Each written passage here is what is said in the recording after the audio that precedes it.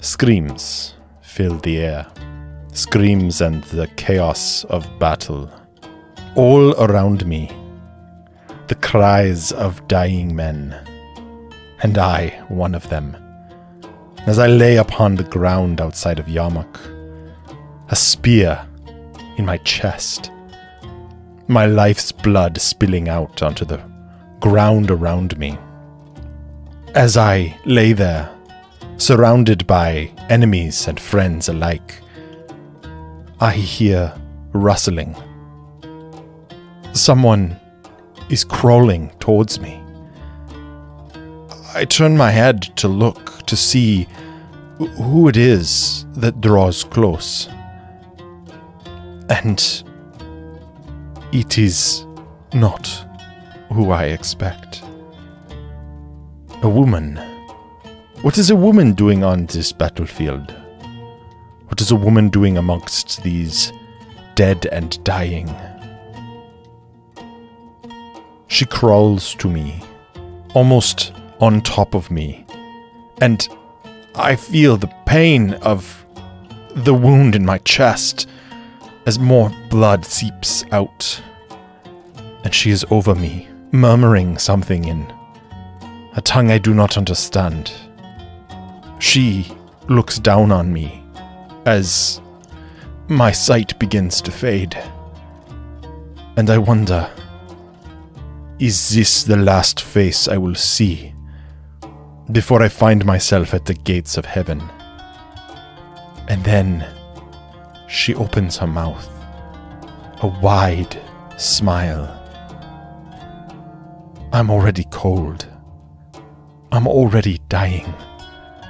But it sends a shiver down my back, unlike anything I have experienced before. And then her face draws close to mine. I feel those teeth bite into my skin. And there is darkness.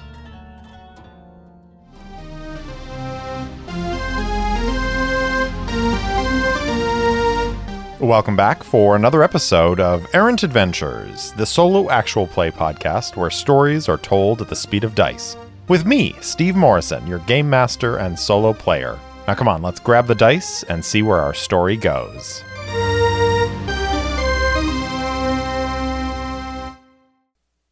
Welcome back for a special October episode of Errant Adventures, as today I am playing 1,000-Year-Old Vampire. This is a game that I have been aware of for a long time and have been super interested in playing.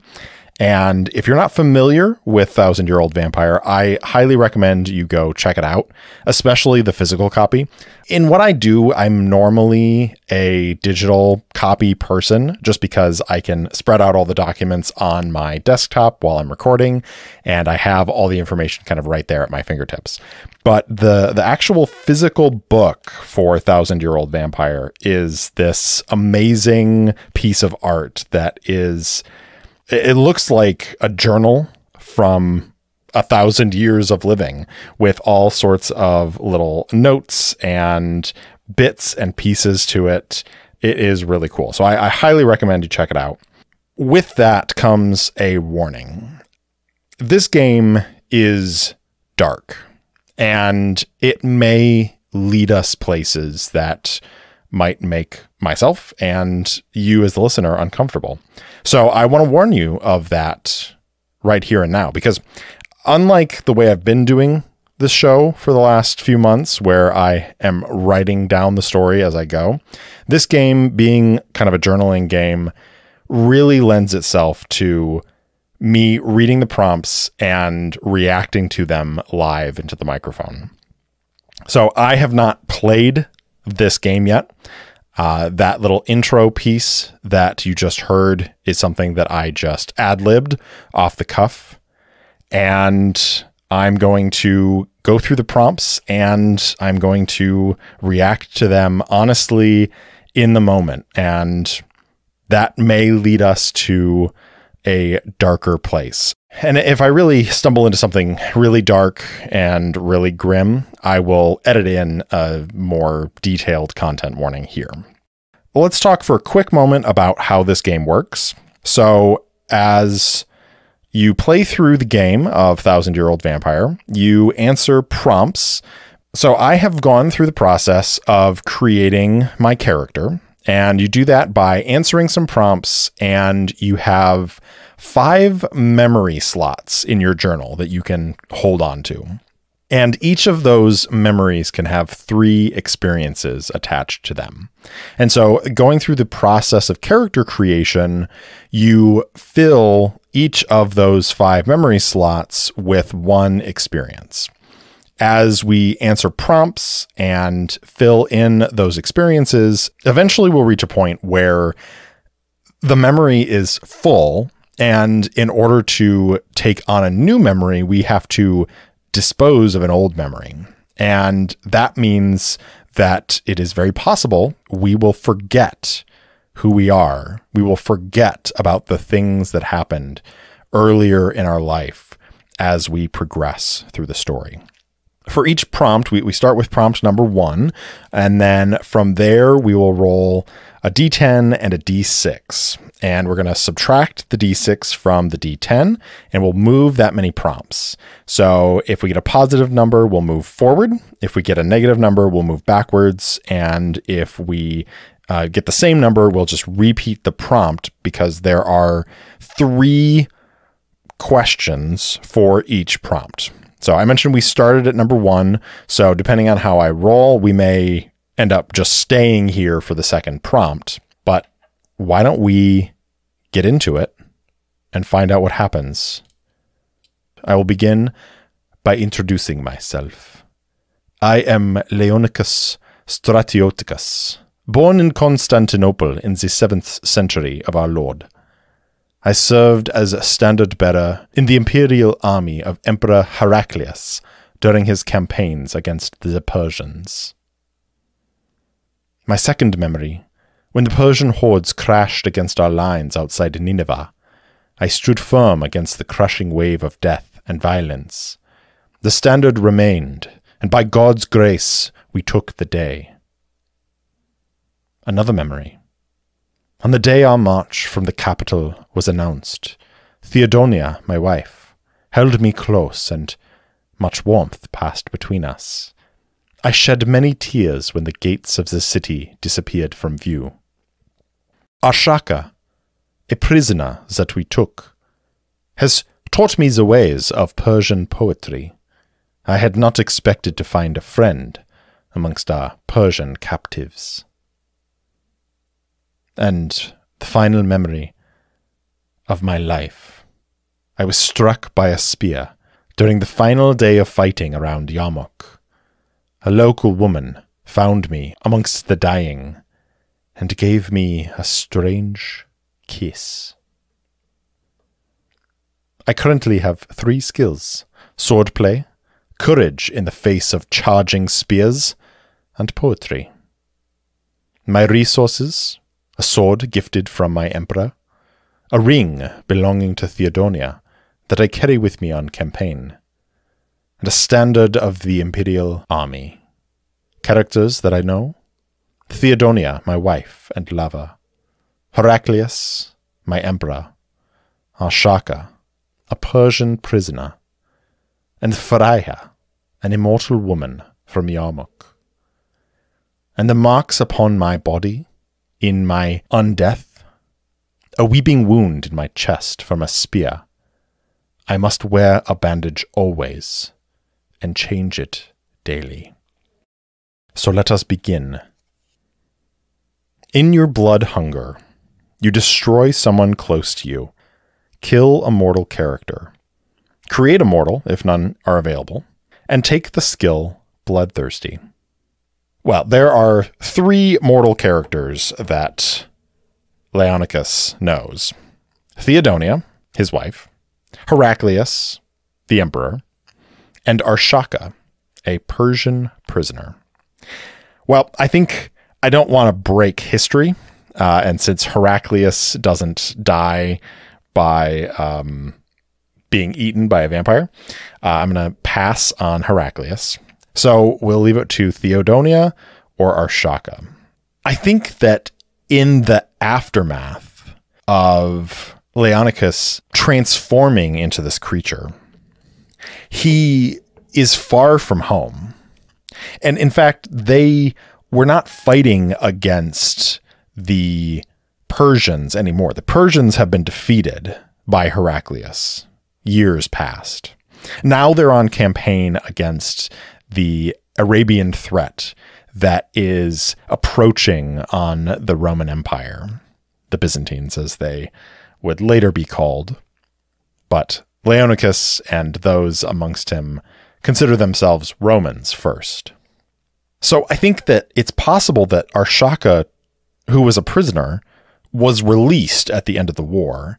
And perhaps because of this bond that Laonicus and him developed in Arshaka teaching him poetry, I think that it's possible that Arshaka, really having nowhere to go home to, has latched on to Laonicus as a sort of body man who goes with him on campaign. Laonicus, lying wounded on the battlefield, dying for all intents and purposes, and then coming back as this creature, is found by his now longtime friend, Arshaka. And Arshaka crouches down next to him and sees the blood everywhere and shakes at Laonicus, trying to waken him. And waken him he does, as these dark eyes flash open and long teeth protrude from Laonicus's mouth. And he reaches up and grabs hold of his old friend Arshaka and pulls him down, biting into his neck, draining the lifeblood from this person who at one time was an enemy, then became a friend, and now is a victim. Part of playing Thousand-Year-Old Vampire is creating these experiences, which are what I read off earlier for my introductory experiences. And it's basically just a short sentence about what happened and kind of how you felt about it. So I am now going to take that little bit of description that I narrated just now, and I'm going to turn that into a short little sentence. So I am going to write under my fourth memory, which is Arshaka taught me the ways of Persian poetry. Because this experience relates to Arshaka, I'm connecting those two together under one memory. I drain Arshaka dry on the battlefield outside Yarmouk before coming to my senses, seeing my dead friend in my hands, his blood on my face. It both sickens and excites me. And we're going to take the skill Bloodthirsty. Now, as we go through the game, prompts may ask us to mark off a skill or a resource, and we will do so. If we ever are unable to mark off a skill and or a resource, the game ends, and we will get to that point when we get there. So now we are going to roll for our next prompt. So D10 and a D6. I got a 4 on the 10. I got a 6 on the D6, which is a negative, but since we are still on prompt 1, we can't actually go backwards. So we're going to read the second prompt from prompt 1 and see what happens. You are overcome by panic and maul someone close to you, accidentally turning them into a monster like yourself. Convert a beloved mortal character into an enemy immortal. Take the skill Ashamed. Oh, well, this is interesting. So we, again, only have now 2 mortal characters, Theodonia, wife and lover, and Heraclius, our emperor. And while it is incredibly tempting to break history and turn Heraclius into an undead vampire who is my immortal enemy, I think that I've got to give this one to Theodonia, because I just can't pass up the drama of having this former wife and lover now an immortal enemy. So let's envision it. Laonicus struggles his way home after the Battle of Yarmouk. It is a battle that did not go well for the Imperial army. Many are dead and lost in the chaos. So when Laonicus returns home in the night, Theodonia is surprised. The man that bangs on the door, begging for it to open, is not the husband she remembers. She opens the door and sees him in this wide-eyed state, and she looks at him and says, "Laonicus, my love, why are you here in the night like this? The army has not returned, has it?" And Laonicus, wide-eyed, says, "Please, let me in." Theodonia looks confused. "The door is open, my love." Laonicus says, "Let me in, let me in." Theodonia, never having seen him like this, steps back and says, "Come in, my love." At which point he stumbles through the door, falls to his knees. She comes to his side. She hears the sound of footsteps pounding outside, and a woman stands in the doorway, wrapped in a shawl. A voice speaks in a language of the East that Theodonia does not know, and the voice is low and melodious.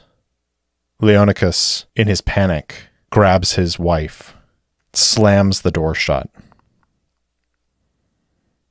Not before that voice penetrates his thoughts. His teeth emerge, and he sinks them into the neck of his beloved wife, draining her dry, much like he drained the blood of his friend Arshaka. But unlike then, he has a moment of clarity and is able to cut himself and feed his own blood to her as she's dying. The process of transformation is ugly, painful. And when she comes to, he's sitting over her weeping, and she looks up at him and says, "What have you done to me?" So we're going to take the skill Ashamed, and we're going to attach this experience to our memory of Theodonia.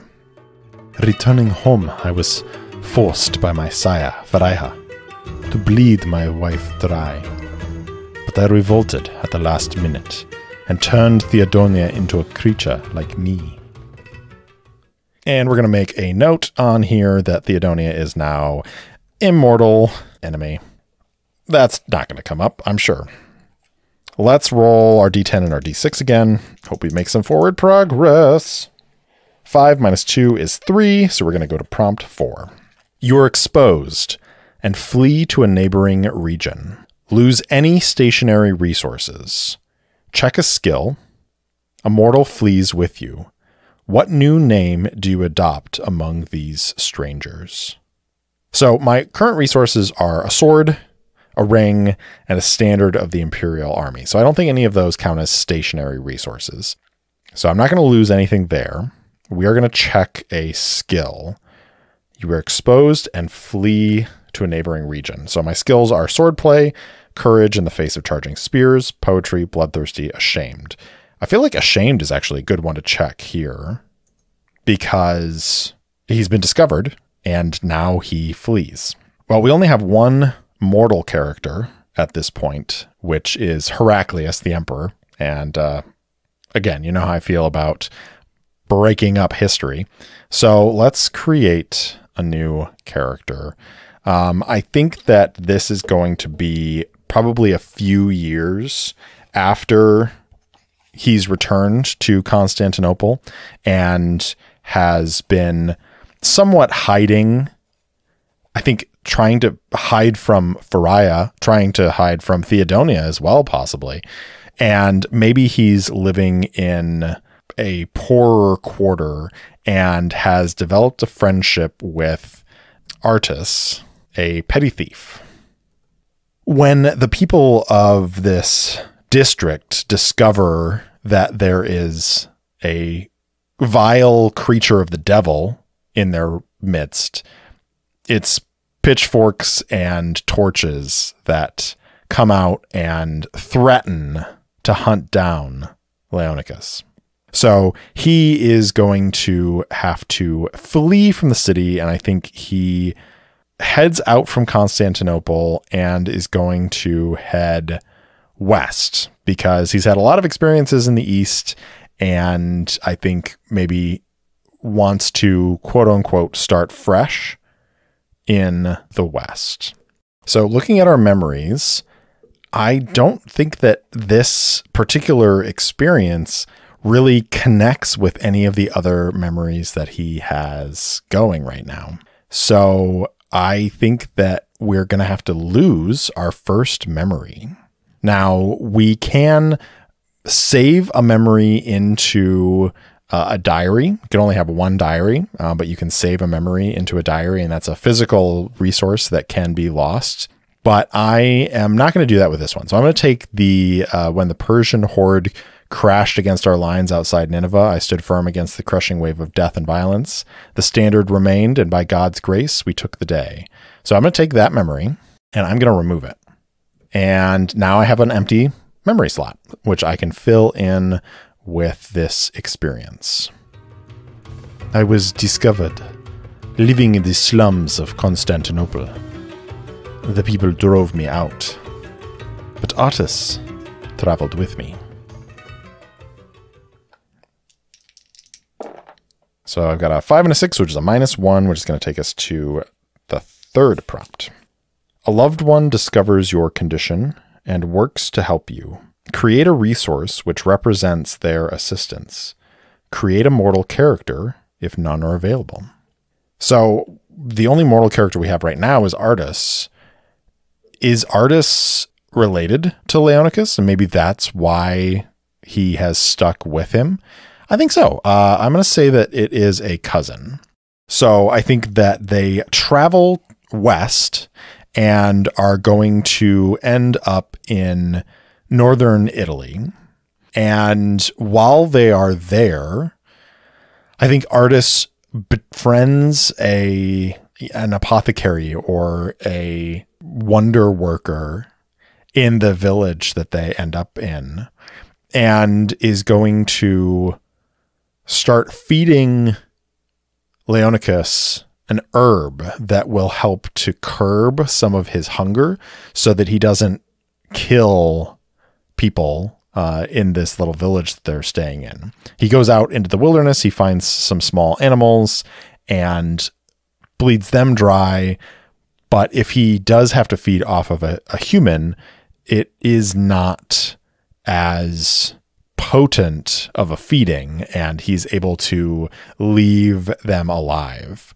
So I'm going to mark this as a resource that is herbs to curb the hunger. And then we're going to add this to our newly created memory as our second experience.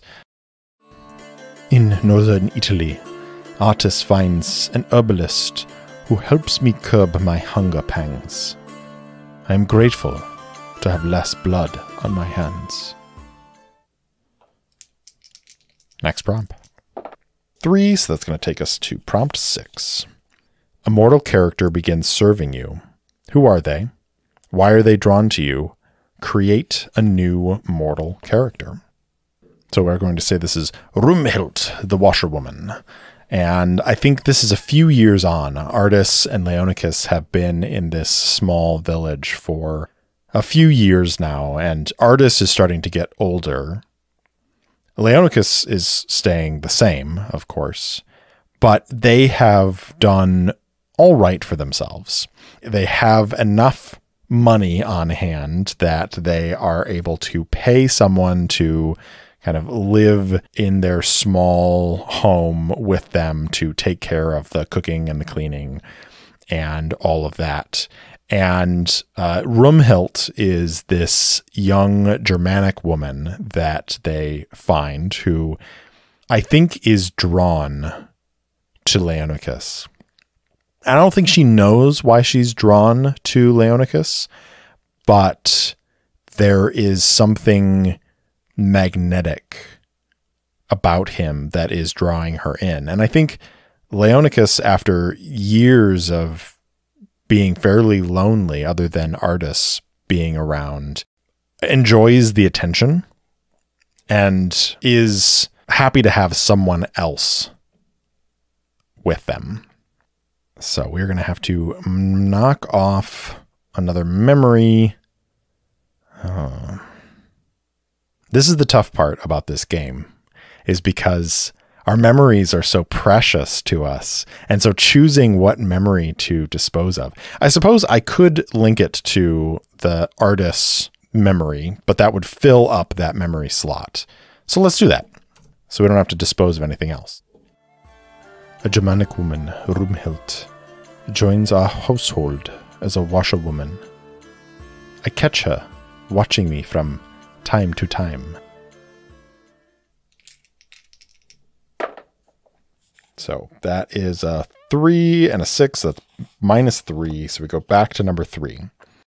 A loved one discovers your condition and works to help you. We already did that one. So we'll move on to the second part of this prompt. You manipulate this mortal into committing atrocious deeds on your behalf. What do you do when they quail at these awful tasks? Take the skill. Humans are tools. Oh, man. So this is, again, related to Artus, but we have filled up one of our memory slots. So I think we are going to have to dispose of one of our memories. And unfortunately, I think it's going to be the memory about Arshaka. But what I'm going to do is I'm going to copy that into a diary. So I am going to write down on my resource list that I have a diary.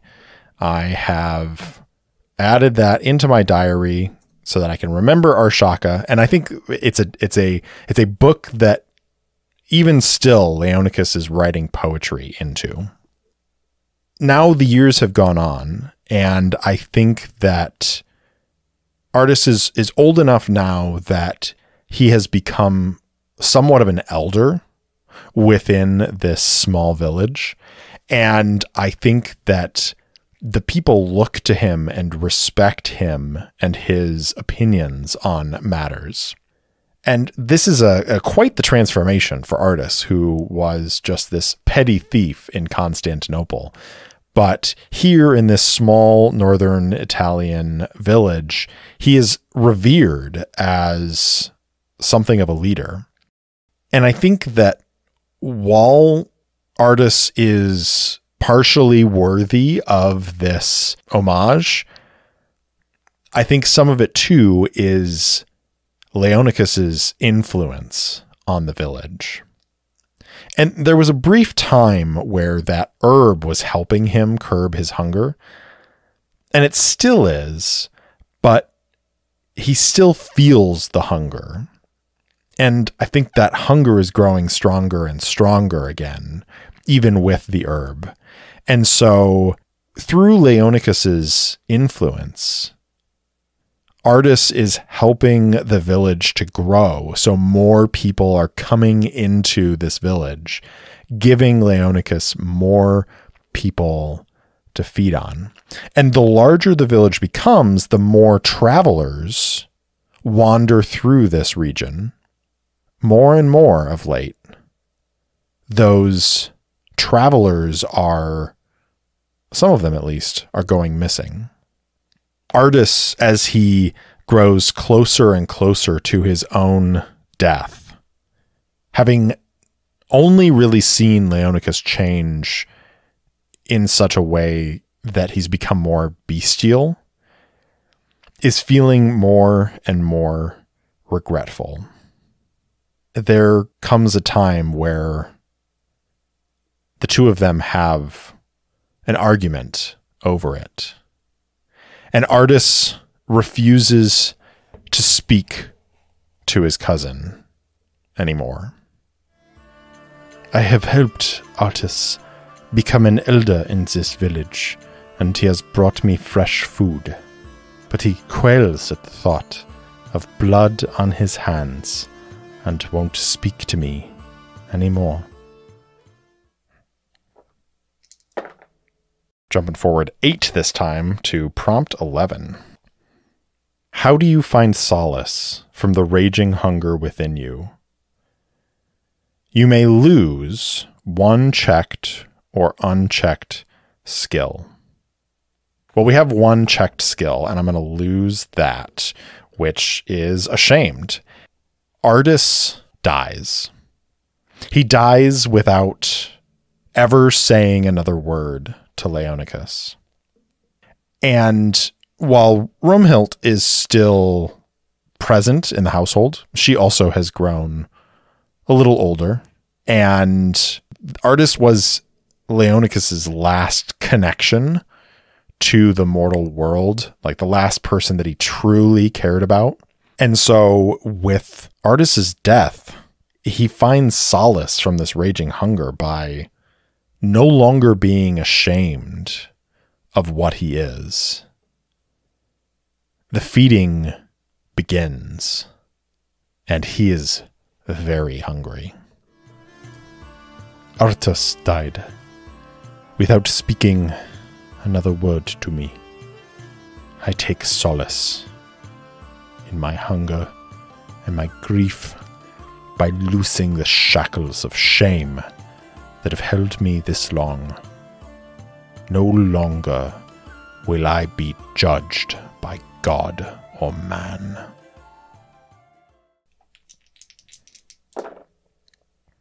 We go back 1 to prompt 10. The stars pinwheel above you in the night. The seasons are a blur. You are as an automaton, unconscious of the passage of decades. A century passes. Strike out a memory. Strike out all mortal characters. This is perfect. So we are going to strike out Artus, Rumhild, and lest we forget about our Emperor Heraclius is also being struck out. Now we strike out a memory. Do we forget about Theodonia? Do we forget about Artus and Rumhild? I think that feels more appropriate. I mean, we're still going to remember Artus because we have another memory, but we only remember him as an elder in the village, not as the young man who traveled with us from Constantinople. So we're going to strike out that whole memory. I'm not going to create an experience for this, but I think he spends that 100 years feeding. And then at a certain point, the people in the village are like, all right, like this is too much. We know there's something weird going on. You got to get out. And they chase him off with torches and pitchforks. And he's getting kind of used to that. So I think he spends the next, say, 90 years, because I think it doesn't take long after Artus is dead for the village to turn against him, especially as his feeding frenzy has increased. Over the next 100 years, Laonicus travels far and wide throughout Europe, and he sees and experiences a lot of different things, but most of it is just hunting at night, hiding during the day, hunting at night, hiding during the day, hunting at night, hiding during the day. And the passage of time, he just doesn't really mark. -1, so that'll take us to prompt 9. You develop a system for feeding. What is it? What happens to those who die? Create a skill that reflects this. All right, I've created the skill Death Runs Swiftly. Every night is a new village. a new victim. I've learned that I must remain on the move so as not to attract attention. Got a 6 and a 6 is 0, so we're staying on this same prompt. You not only drink their blood, but financially profit from your victims as well. How do you arrange this? What atrocity do you commit to protect this system? Check a skill, create a resource. I think we're going to mark off humans. We're going to check humans are tools. And what that represents is Laonicus, because of his facility with moving through the night, is able to overhear a lot of conversations that the people around the region have.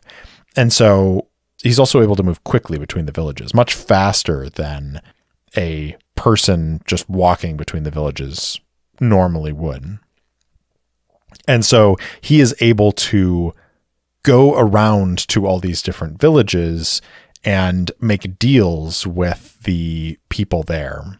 And he, through that, builds up this group of agents in different villages who are able to buy and sell on his behalf. And he basically is creating like a mercantile consortium in the 8th century. So we're going to put that with the every night is a new village, because I think that represents that. In my travels, I have met many people, some food, some servants. Those who serve me buy and sell on my behalf, and I bring them word of what to trade, and to whom. And I think our resource is going to be a group of merchant traders. We're going to go 3 up to 12. New laws or social mores make it harder for you to hide among the populace. How are you nearly caught and destroyed? Check a skill, create a mortal criminal who assists you. We're going to check bloodthirsty as our skill. What should our skill be that we create? And then create a mortal criminal who assists you. So I think maybe another 100 years has gone by, and now it's the 9th century. He is in Europe, and it's during the reign of Charlemagne. And so there is a little bit more centralized control of the various peoples of Europe that are underway. And so it becomes harder and harder for him to hide his going from village to village to murder people, because those people are suddenly, there's more travel between the villages and more stories of these consistent feedings and deaths are passing between the villages. He's going to have to learn a different way to feed in order to continue to evade notice from the people around him. And so we're going to call the skill the right sort of blood. And the character that we're going to create, this mortal criminal, is going to be Louis Graffon, a slave trader. And they are trading in Moorish slaves who are being taken from the wars that are being fought against the Moors in Spain and southern France and in those areas. And those slaves are being brought through to other parts of the region. And so fewer people are concerned about what happens to a Moor who ends up dead with their blood drained than your standard villager who is living in this area. And in this way, Laonicus is able to disguise his strikes. But I think he is going to have to create a new memory for that. And we are going to forget how we died. We're going to forget how we became like this. I met a trader named Louis Graffon, who traffics in Moorish prisoners. The irony is not lost on me, that those who once were my demise have now become my meal. We go back 2 to 10. A potent artifact, religious, magical, or technological, falls into your hands. With it, you can remake the world. What is this thing? Who seeks it? Create a mortal character. Add the item as a resource. If you still have it when you achieve any game-ending result, you may rewrite the ending as you like. You must lose this item first if you lose resources in an encounter with an immortal character. Interesting. It's got to be... I think it is a religious artifact.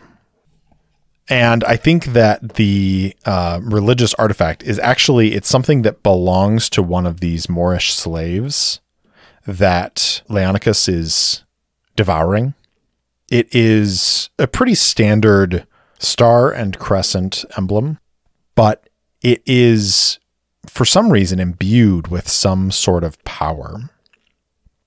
Laonicus, when he devours this person, he can feel the thrum of that power coming from that amulet. And he takes it and squirrels it away. But there is someone who is seeking it. And I think that it is some sort of religious hunter who is searching after it. Let's get a name for who is hunting. So the hunter is named Ismail, a religious hunter who is after the amulet. One of my meals had an interesting trinket, an amulet of the star and crescent that thrummed with power. I took it and have kept it safely locked away. I think that's a good place to stop. Boy howdy, has Laonicus seen and done some pretty horrible stuff so far. I hope you'll come back and join me next time as we continue to explore the 1,000 years of unlife that our vampire Laonicus Stratioticus is experiencing. Thanks for listening to Errant Adventures. If you enjoyed the show, please spread the word. And if you want to support the show directly, leave me a review or support me on Patreon at patreon.com/errantadventures. You can also buy me a coffee at ko-fi.com/errantadventures. If you want to interact with me, my handle on all the socials is @errantsolopod, or you can email me at errantsolopod@gmail.com. I also post short fiction and campaign-related materials on my website, errantadventurespod.com. Thanks again for listening, and I'll see you in the deep, liars.